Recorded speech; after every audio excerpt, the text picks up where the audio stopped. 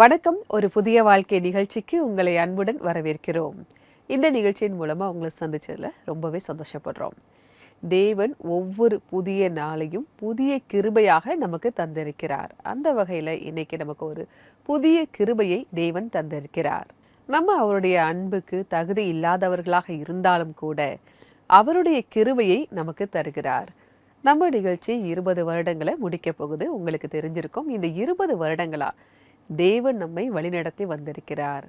எங்களுக்கு ஆதரவு தந்த உங்களுக்கும் இந்த நேரத்தில் நாங்கள் எங்களுடைய நன்றியை தெரிவித்துக் கொள்கிறோம். 20 வருட பயணம் அப்படிங்கிறது ரொம்ப ஈஸியானது கிடையாது. இதற்கு எங்களுடைய பலமும் அடித்தளமும் தான் அவசியம். ஆண்டவராகிய இயேசு கிறிஸ்து தான் எங்களுடைய அடித்தளமாக பலமாக இருக்கிறார். தேவனுடைய உதவியால் தான் நாங்கள் இத்தனை வருடங்களை கடந்து வந்திருக்கோம். தேவனுடைய பெரிதான கிருபையை தான் இது காட்டுது. இன்னைக்கு நம்ம பார்க்க இருக்கக்கூடிய தலைப்பு கூட அடித்தளம் தான். இந்த மாதம் முழுவதுமே நம்ம மன ஆரோக்கியம் அதை தான் பார்த்துக்கிட்டு இருக்கோம். அந்த வகையில் நம்ம வாழ்க்கையுடைய அடித்தளம் எது, அஸ்திபாரம் எது, எதில் அஸ்திபாரம் இருந்தால் நம்முடைய வாழ்க்கை நல்லபடியாக இருக்கும் அப்படிங்கிறத தான் பார்க்க போகிறோம். ஆண்டவராகிய இயேசு கிறிஸ்து தான் நம்முடைய அஸ்திபாரமாக இருக்கணும். அப்படி இருக்கும்போது உங்கள் வாழ்க்கையில் புயல் போன்ற சூழ்நிலை வந்தாலும் சரி, நீங்கள் அசையாமல் அப்படியே இருப்பீங்க. உங்கள் வாழ்க்கையில் எவ்வளவு கடினமான ஒரு சூழ்நிலை வந்தாலும் சரி, அது உங்களை எந்த பாதிப்பையும் ஏற்படுத்தாது. இதை பற்றி நல்லா தெரிஞ்சுக்க இப்போ நம்ம ஒரு சாட்சியை பார்க்க இருக்கிறோம். ரூப்குமார் அவங்கள தான் நம்ம சந்திக்க போகிறோம். இவங்களுடைய வாழ்க்கையில் ஒரு புயல் போன்ற ஒரு சூழ்நிலை வந்திருக்கு. அப்படிப்பட்ட கஷ்டமான நேரத்தில் தன்னுடைய வாழ்க்கையின் அஸ்திபாரத்தை இவர் எப்படி மாற்றி அமைத்தார், ஒரு புதிய வாழ்க்கையை பெற்றுக்கொண்டார்னு அவர் சொல்றாரு. வாங்க பார்க்கலாம். ரூப்குமார் ஆகத்ரே 12ஆம் வகுப்பு தேர்வுக்காக கடினமாக தயாராகிக் கொண்டிருந்தார். கண்டிப்பாக பாஸ் செய்துவிட வேண்டும் என்று விரும்பினாலும் அதை சாதிக்க அவருக்கு நம்பிக்கை இல்லை. பள்ளிக்கூட பாடங்களுக்கு டியூஷன் வைக்காததுனால எனக்கு நானே படிச்சுக்க வேண்டியதாக இருந்தது. பாடங்களோட பலுவை என்னால் தாங்கவே முடியல. அதுக்கு தேவையான கடின உழைப்பும் எங்கிட்ட இல்லை. பாடங்களில் குறிப்பிட்ட இலக்கை குறித்த காலத்தில் ரூப்குமாரால் அடைய முடியவில்லை. ரூப்குமார் நல்ல மார்க் எடுத்து பாஸ் ஆகி விடுவார் என்ற குடும்பம் காத்திருந்தது. அப்படியே டிசம்பர் மாதமும் வந்துடுச்சு. என்னோட பதட்டம் அதிகரிக்க ஆரம்பிச்சுது. நண்பர்களோட உதவியோட அவங்க குறிப்புகளை, நோட்ஸ்களை கடன் வாங்கினேன், படிக்க முயற்சி பண்ணேன். ஓரளவுக்கு என்னால் படிக்க முடிஞ்சது. ஆனால் என் மேலே எனக்கு தன்னம்பிக்கை இல்லாமலே இருந்தது. அதனால என்னால் சரியாக பர்ஃபார்ம் பண்ண முடியலை. ஆனால் ரூப்குமாரிடம் அப்படி எந்த திட்டமும் இல்லை. தன்னுடைய நிலை பற்றிய பயமும் கவலையும் அவரிடம் அதிகமாக இருந்தது. அவர் மன அழுத்தத்தில் இருப்பதை கண்ட நண்பரின் அம்மா ரூப்குமாரை தேவனிடம் திருப்பினார். அதே நாளில் ஒரு பேராசிரியர் அவரை தேவாலயத்திற்கு அழைத்தார். நான் எனக்காக நிறைய இலக்குகளை வச்சுக்கிட்டேன். அந்த திட்டங்களின் வழியே என்னால் படிக்க முடியும் அப்படின்னு நினச்சேன். ஆனால் டிசம்பர் மாதம் கடைசியில் என்னால் என்னோட இலக்கில் பாதியை கூட அடைய முடியல. அதை நான் தெரிஞ்சுக்கிட்டேன். என் பெற்றோரோட எதிர்பார்ப்பு, முழு குடும்பத்தோட எதிர்பார்ப்பு காரணமாக எனக்கு நிறையவே மன அழுத்தம் இருந்தது. ஏன்னா என் குடும்பத்தில் நான் மட்டும்தான் கான்வென்ட் பள்ளியில் படித்தேன். அடுத்து நான் கல்லூரிக்கு போவேன், நிறைய படிப்பேன், பெரிய வேலைக்கு போவேன் அப்படின்லாம் எல்லாம் நினச்சிட்டு இருந்தாங்க. வாழ்க்கையில் நிறைய சாதிப்பேன்னு தான் எல்லாம் எதிர்பார்த்தாங்க. அப்படி சாதிச்சு நல்ல நிலைமையில் இருந்தால் எந்த கவலையும் பட வேணாம் இல்லையா லைஃப்பில். ரூப்குமார் நேர்மையுடன் தன்னால் முடிந்த வரையில் படித்தார். குறிப்பிட்ட நாளில் தேர்வு எழுத சென்றார். ஆனால் எதுவும் அவர் எண்ணங்கள் படி நடக்கவில்லை. நான் தேர்வு எழுதின நாளில் நான் படித்ததில் பாதியை கூட என்னால் எழுத முடியல. எதுவுமே என்னோட ஞாபகத்தில் இல்லை. அதனால் நான் ரொம்பவே ஏமாற்றம் அடைஞ்சேன். தேர்வு அறையில் நான் 2 மணி நேரம் சும்மா அப்படியே உட்காந்துக்கிட்டு இருந்தேன். எனக்கு எதுவுமே தெரியல. அந்த எண்ணமே என்னை பலவீனப்படுத்திச்சு. அந்த 2 மணி நேரமும் பதட்டமாக தான் இருந்தேன்.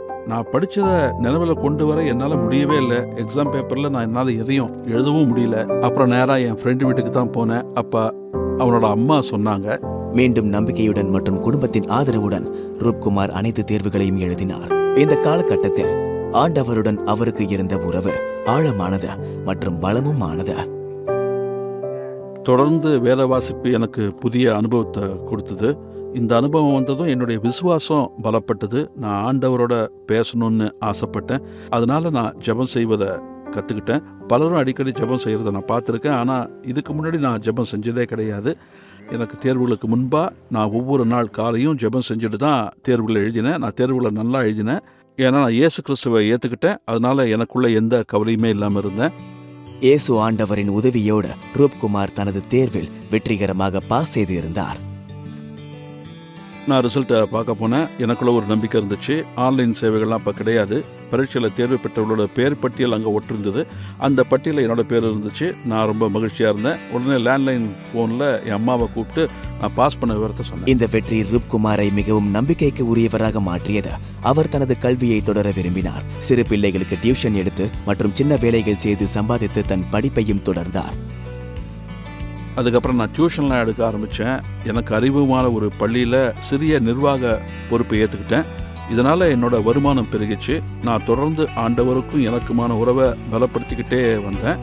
எந்த சூழ்நிலையாக இருந்தாலும் சரி, எனக்கு உதவி செய்யக்கூடியவர் ஆண்டவர் மட்டுமே அப்படின்னு நான் நம்பினேன்.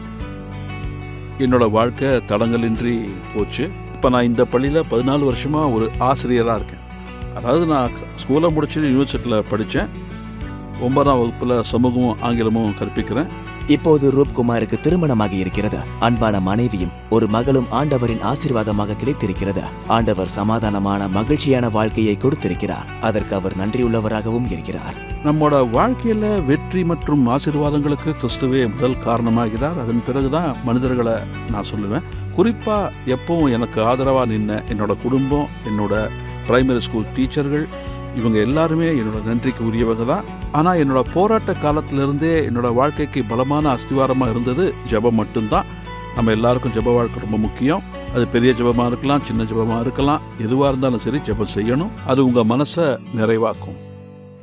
நன்றி ரூப்குமார், உங்களுடைய சாட்சிக்காக மிக்க நன்றி. ஆண்டவராகிய இயேசு கிறிஸ்து நம்ம கூடவே இருக்காரு, நம்ம எப்பவுமே கைவிட மாட்டார் அப்படிங்கிற ஒரு நம்பிக்கை உங்கள் சாட்சியின் மூலமாக எங்களுக்கு கிடைக்குது. அது மட்டும் இல்லை, உங்கள் வாழ்க்கையில் ஆண்டவரை நீங்கள் அடித்தளமாக வைத்திருக்கீங்க. அதனால தான் எப்பேற்பட்ட சூழ்நிலை வந்தாலும் கூட நீங்கள் அதிலிருந்து மீண்டு வந்தீங்க அப்படிங்கிறத எங்களால் பார்க்க முடியுது. எப்போவுமே ஒரு கட்டிடத்திற்கு பலம் அப்படின்னா அதோட அடித்தளம் தான். அந்த அஸ்திவாரம் ஸ்ட்ராங்காக இருக்குது அப்படின்னா அதற்கு மேலே எத்தனை கட்டிடங்கள் வேணாலும், எத்தனை மாடிகள் வேணாலும் நம்ம எழுப்பலாம், அந்த கட்டிடம் உறுதியாக இருக்கும். ஒரு கட்டிடம் கட்டுவதற்கு அந்த அஸ்திவாரத்துக்கு தான் அதிக செலவும் ஆகுது. அதிக முதலீடு எதுக்கு பண்ணுவாங்க அப்படின்னா அந்த அஸ்திவாரத்துக்கு தான் போடுறாங்க. ஏன் அப்படின்னா அதற்கு பிறகுதான், அதற்கு மேலே எவ்வளவு வெயிட் ஏற்றினாலும் அந்த கட்டிடம் ரொம்ப உறுதியாக இருக்குது. இதே மாதிரி தான் நம்முடைய வாழ்க்கையில் நம்மளுடைய மன ஆரோக்கியத்தை பார்க்கும்போது நம்முடைய அஸ்திபாரம் எப்படி இருக்குது. இதை குறித்து பைபிள் வசனம் என்ன சொல்லுதுன்னு பார்ப்போமா? மத்தேயு 7ஆம் அதிகாரம் 24, 25 வசனங்கள். நான் சொல்லிய இந்த வார்த்தைகளை கேட்டு இவைகளின்படி செய்கிறவன் எவனோ அவனை கண்மலையின் மேல் தன் வீட்டை கட்டின புத்தியுள்ள மனுஷனுக்கு ஒப்பிடுவேன். பெருமழை சொரிந்து பெருவெள்ளம் வந்து காற்று அடித்து அந்த வீட்டின் மேல் மோதியும் அது விழவில்லை. ஏனென்றால் அது கண்மலையின் மேல் அஸ்திபாரம் போடப்பட்டிருந்தது. இப்போ உள்ள காலகட்டத்தில் நிறைய என்ஜினியர்ஸ், டிசைனர்ஸ், கான்ட்ராக்டர்ஸ் நிறைய பேர் நிறைய டெக்னாலஜி யூஸ் பண்ணி நல்ல பெரிய பெரிய பில்டிங் எல்லாம் கட்டுறாங்க, ரொம்ப ஸ்ட்ராங்காக கட்டுறாங்க. ஆனால் இது நம்ம வாழ்க்கையில் அதனுடைய அஸ்திபாரம் உறுதியாக இருக்கணும் அப்படின்னா நம்ம என்ன செய்யணும்? நம்ம ஆண்டவராகிய இயேசு கிறிஸ்து தான் நம்முடைய அஸ்திபாரமாக நாம் ஏற்றுக்கொள்ள வேண்டும். அதாவது தேவனுடைய வார்த்தைகளை கேட்டு அதன்படி நாம் நடக்க வேண்டும். இப்படி நம்ம நடக்கும்போது நம்ம தேவனுக்குள்ளே இருப்போம். நம்முடைய அஸ்திபாரம் தேவன் மேலே உறுதியாக இருக்கும். அப்போ உங்கள் வாழ்க்கையில் தினம் தினம் நீங்கள் சந்திக்கக்கூடிய சவால்களாக இருந்தாலும் சரி, எப்பேற்பட்ட புயல், மழை போன்ற சோதனைகள் வந்தாலும் சரி, அது உங்களுக்கு ஒரு சின்ன பாதிப்பை கூட ஏற்படுத்தாது. அது எப்படி இருக்கும் அப்படின்னா கண்மலையின் மேல் வீட்டை கட்டின அந்த புத்திசாலியான மனிதனை போல அது இருக்கும் அப்படிங்கிறத பார்க்குறோம். இன்னைக்கு நீங்களும் நானும் கண்மலையின் மேல் கட்டப்பட்ட வீட்டை போல நம்ம ரொம்ப ஸ்ட்ராங்காக இருக்கணும் அப்படின்னா தேவனுடைய வார்த்தைக்கு நம்ம கீழ்ப்படிக்கணும். இயேசு என்ற கண்மலையாகிய பாறையின் மேல் நம்முடைய வீடு, வாழ்க்கையினும் வீடு கட்டப்பட வேண்டும். அதற்கு ஜெபமும் ரொம்ப அவசியம். ஒருவேளை உங்களுக்கு ஜெபிக்க தெரியல, ஜெப உதவி தேவை அப்படின்னா எங்களுடைய CBN ப்ரேயர் லைன் நம்பருக்கு நீங்கள் கால் பண்ணலாம். எங்களுடைய நம்பர் 9910401010. இந்த நம்பருக்கு நீங்கள் வாட்ஸ்அப்பும் அனுப்பலாம். உங்களுக்காக ஜெபிக்க நாங்கள் தயாராக காத்துக்கிட்டு இருக்கோம். இப்போது வருவது ஒரு சிறிய இடைவேளை. இடைவேளைக்கு பிறகு சேர்ந்து ஜெபிக்கலாம்.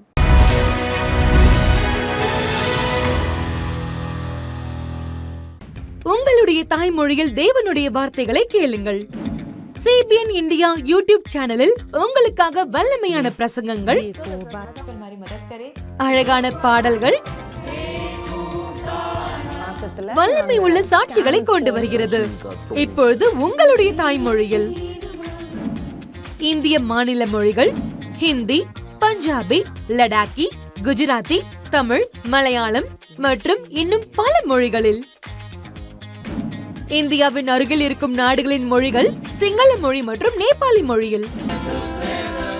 எங்களுடைய ரீஜனல் பிளேலிஸ்ட் உங்கள் மனதை தொடும் விஷயங்களால் நிறைந்திருக்கிறது.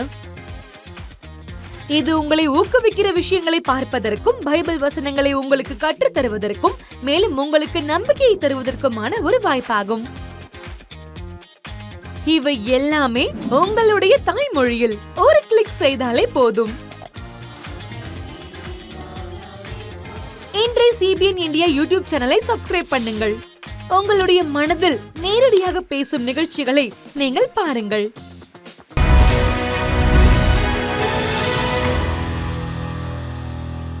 வெல்கம் பேக் டு ஒரு புதிய வாழ்க்கை. மன ஆரோக்கியம் தொடரில் நம்ம இன்னைக்கு என்ன பார்த்துட்டு இருக்கோம்? நம்முடைய வாழ்க்கையின் அடித்தளம் சரியா இல்லை அப்படின்னா உங்களுடைய கடினமான நேரத்தில் தோல்வி வரும் அப்படிங்கிறத பார்க்குறோம். அப்போ அப்படிப்பட்ட நேரத்தில் நம்ம வாழ்க்கையினுடைய அஸ்திபாரம் ஆண்டவராகிய இயேசு கிறிஸ்துவா இருக்கணும். அவருடைய வசனத்தின்படி நம்முடைய வாழ்க்கையை நாம் கட்டமைக்க வேண்டும்.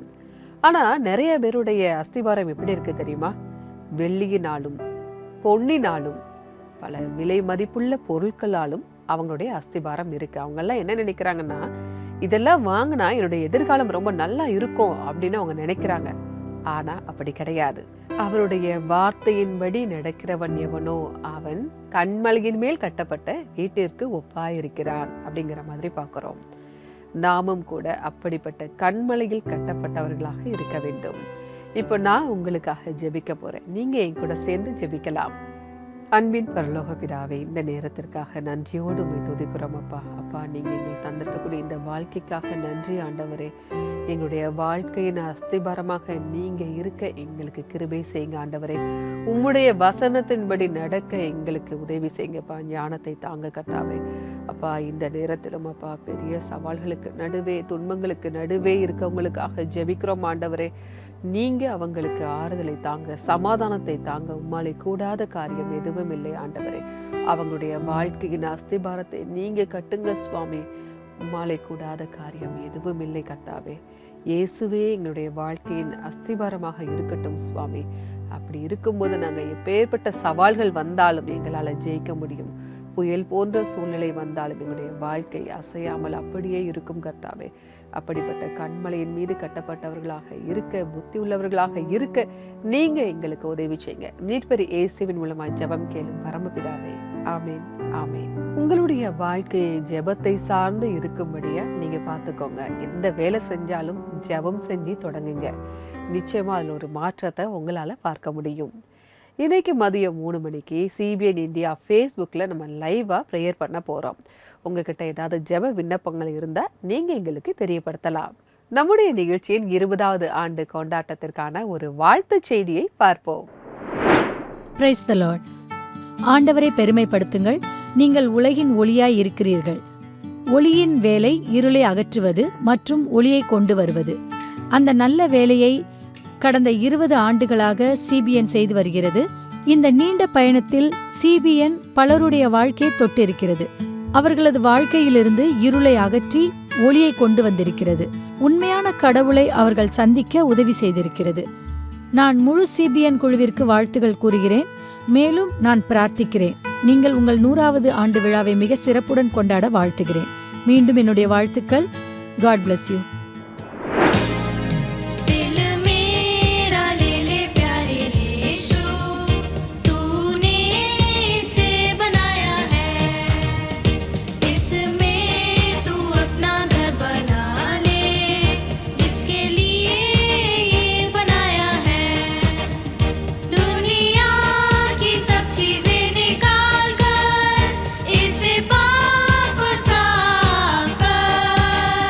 दुनिया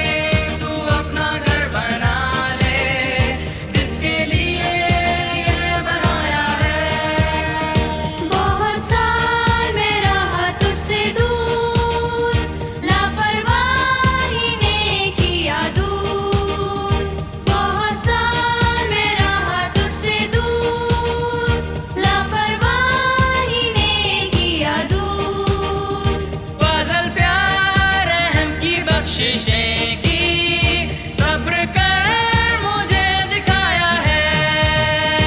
दिल मेरा ले ले प्यारे यीशु, तूने इसे बनाया है। इसमें तू अपना घर बना ले, जिसके लिए ये बनाया है। जब पढ़ता हूँ कलामे पाक, जो रास्ता है शाहिरात। जब पढ़ता हूँ कलामे पाक, जो रास्ता है शाहिरात। रहा है तो जिंदगी अपनी ईमान उम्मीद बढ़ाया है। दिल मेरा ले ले प्यारे यीशु, तूने इसे बनाया है। इसमें तू अपना घर बना ले, जिसके लिए ये बनाया है।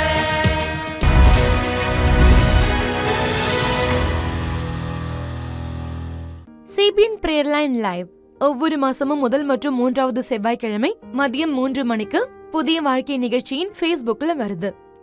இந்த உலகத்துல 8 பேர்ல ஒருத்தருக்கு மனநிலை பிரச்சனை இருக்கு. அவங்க அதால போராடிக்கிட்டு இருக்காங்க. மென்டல் ஹெல்த் ஸ்ட்ரகிள்ஸ் சில சமயம் 25 வயசுக்கு முன்னாடியே பல இளைஞர்களுக்கு வந்துருது. மனநலம் பல பேர்கள்ல அழைக்கப்படுது. அது கிளினிக்கலா இருந்தா மட்டும்தான் ஒரு பெரிய பிரச்சனைன்னு நம்ம சொல்லிட முடியாது. வெளியே தெரியாத பல வகையான பிரச்சனைகள் கூட பின்னாடி மனசோர்வாவும் டிப்ரெஷன்ல தூக்கம் வராமலும் கஷ்டப்படுவாங்க. வெளியே சந்தோஷமா தெரிஞ்சாலும் உள்ளுக்குள்ள கஷ்டப்படுவாங்க. இந்த அக்டோபர் மாசத்துல சிபிஎன் பிரேயர் லைன் லைவ் பிரேயர்ல கலந்துக்கோங்க. ஏன்னா அவங்க உங்களோட மனநலத்துக்காகவும் நீங்க எந்த ஒரு பயமும் இல்லாம வாழ்க்கையை வாழவும் ஜெபம் பண்ண போறாங்க. பயம் இல்லாம எந்த ஒரு தயக்கமும் இல்லாம உங்களுடைய பிரார்த்தனை வேண்டுதல்களை கொண்டு வாங்க. நீங்க நம்பிக்கையோட பிரார்த்தனை பண்ணீங்கன்னா கண்டிப்பா நீங்க நன்மை பெறுவீர்கள். The dates are 7th and 21st October. CBN prayer line நம்பருக்கு வாட்ஸ்அப் பண்ணுங்க. எங்களுடைய நம்பர் 9910401010.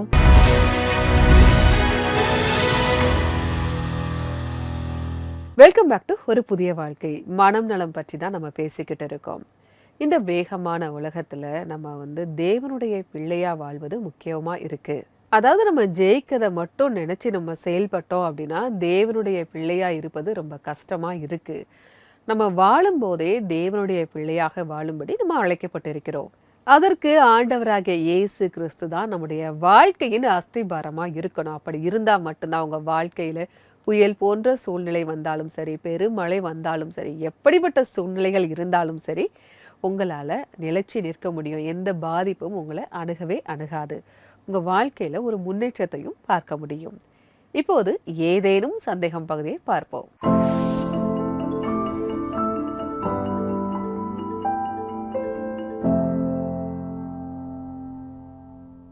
மன அழுத்தமும் மனக்கவலையும் நம்முடைய கட்டுப்பாட்டை மீறி செல்லும் போது நாம் முதலில் என்ன செய்ய வேண்டும்?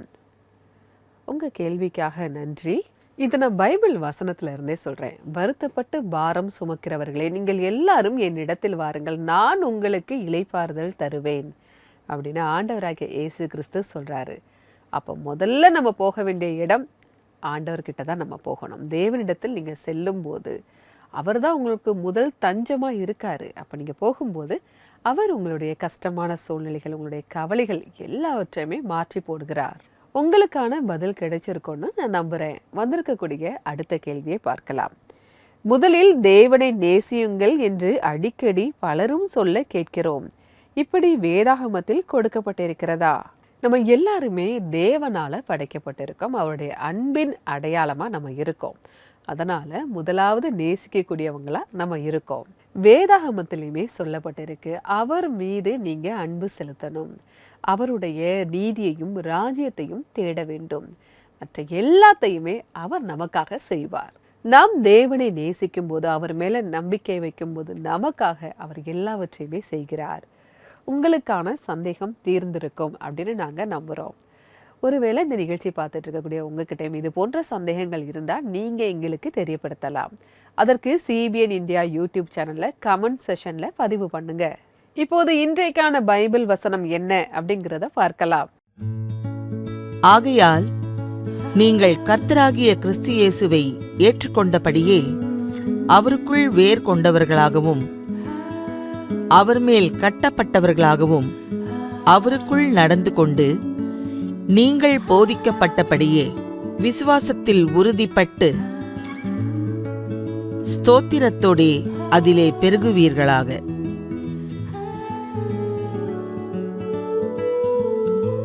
கொலோசேயர் 2:6-7.